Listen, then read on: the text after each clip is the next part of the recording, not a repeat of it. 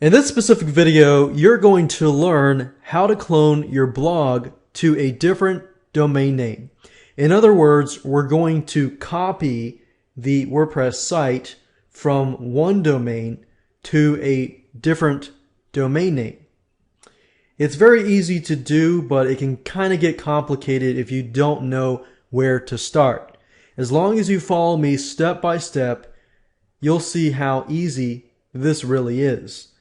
So the first thing you want to do is to figure out which domain you want to copy the files to.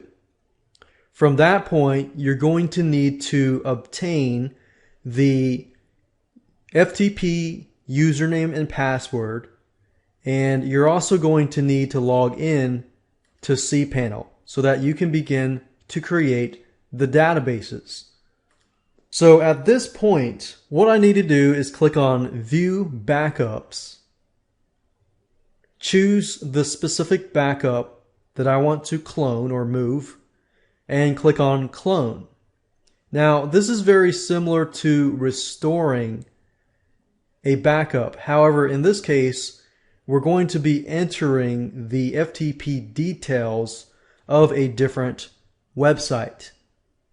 Now, before we can include the information here, we need to go to that website and log in using the FileZilla FTP program and log in to that website.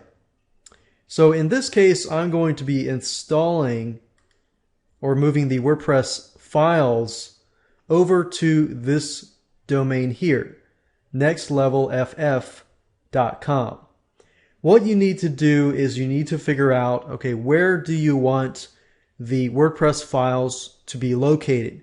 Do you want it to be located in a specific directory, or do you want it to be located in the main root directory? If you want it to be in the main root directory, you can skip this step. However, if you want to create a subdirectory and move the files in there, you can do that as well. So currently, what I want to do is I want to move the files from the checkthisoutRightNow.net/funnytees to nextlevelff.com/funnytees. So what I need to do is create the folder Funny Tees.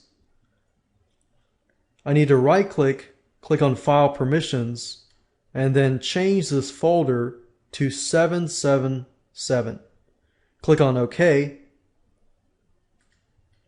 I'm going to go back to Xcloner here. I'm going to enter the information here, the website URL, the FTP host name, which is ftp.yourdomain.com. Enter the username, the FTP information, and then enter the password, and then enter the FTP directory. And the way you know this is if you go to the FTP program, you'll see at the top here either public_HTML, HTTP docs, htdocs, and make sure you put a public_HTML/ and enter the password and click Continue. At this point, you'll need to click here to continue. Now, we're almost done. What you need to do now is, it says here, install directory. This needs to be the location where you want the files to be. Now, as you saw earlier, I created a folder called Funny Tees. So what I need to do is type in Funny Tees / and here I need to put Funny Tees /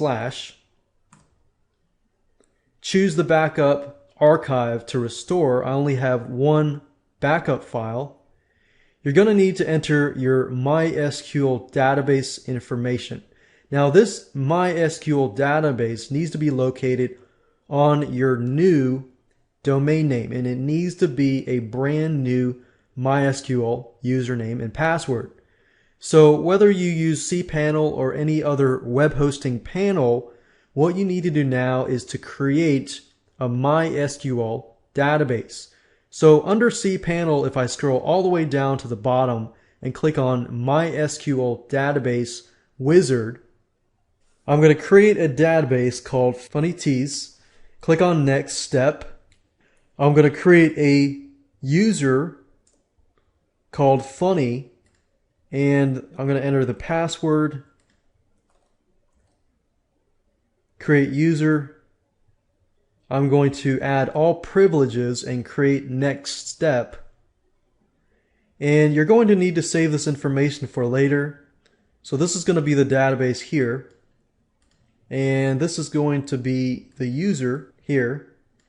So make sure you save that information as well as the password, because you're going to need this later. Now what I'm going to do next is to go back to Xcloner and enter the information here. So enter the MySQL username,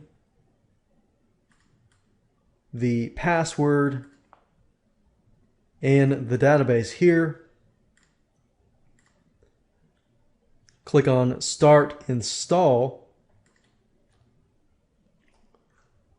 And as you can see here, it is installing the files to the new domain name. So click here to continue with the database import. And all should be done. Click here to continue. And that's it. So now if I'm going to go to the website, as you can see here, it works.